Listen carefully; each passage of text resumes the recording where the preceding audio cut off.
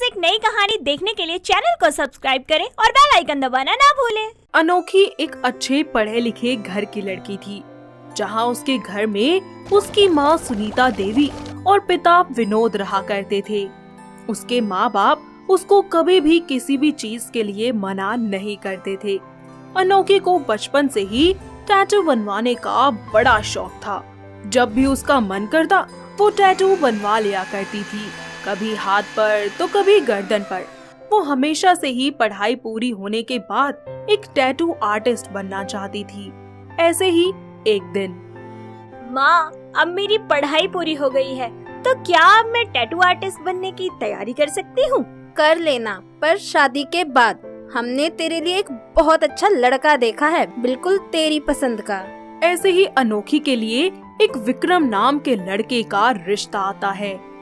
वो अपनी माँ लता, पिता निर्मल और छोटे भाई विवेक के साथ उनके घर आता है।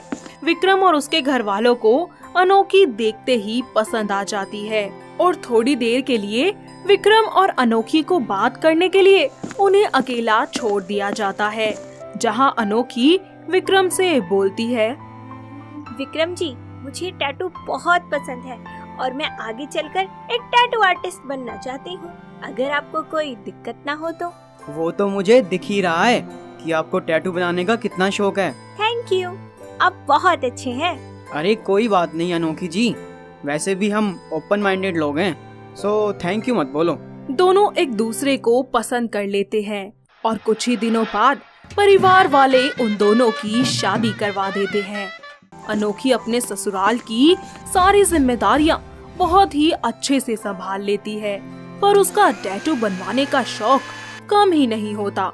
ऐसे ही वो एक दिन बाजार जाती है और अपनी कमर पर एक बहुत ही सुंदर सा टैटू बनवाकर घर आ जाती है, जिसे देखकर उसकी सास को बहुत गुस्सा आता है और वो बोलती है, अरे बहू, अरे ये क्या करवा लिया तूने?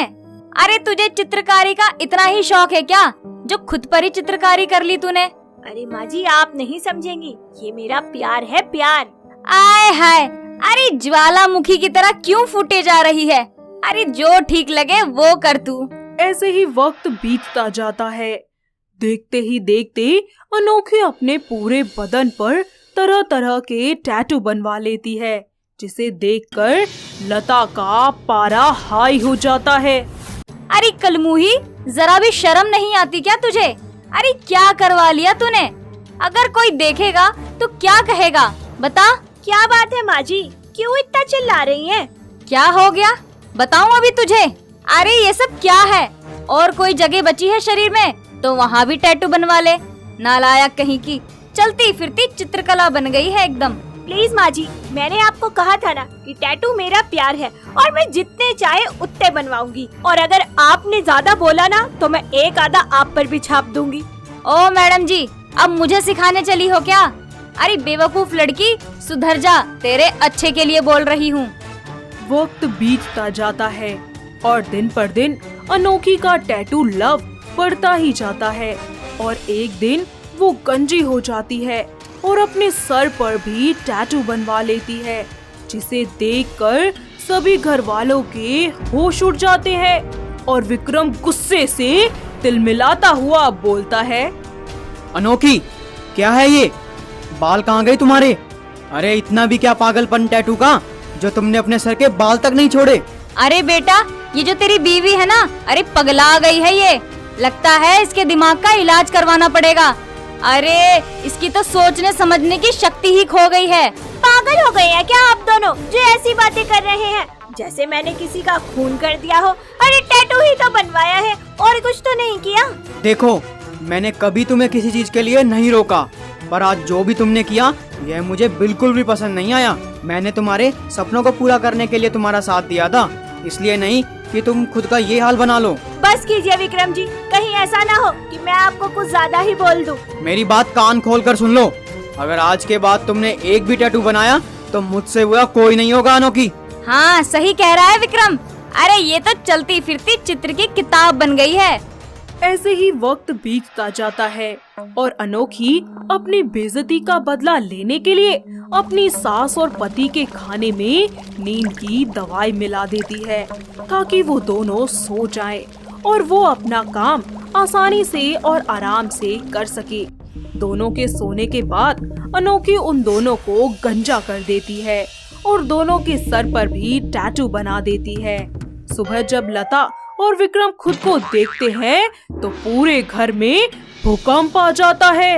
अरे करमजली, नास पीटी कुल्टा, ये क्या कर दिया तूने? अरे मुझ पे ही चित्रकारी कर दी तूने। तभी वहाँ गुस्से से तिलमिलाता हुआ विक्रम आ जाता है। माँ, इसने आपके साथ ही नहीं मेरे साथ भी ये किया है, देखो।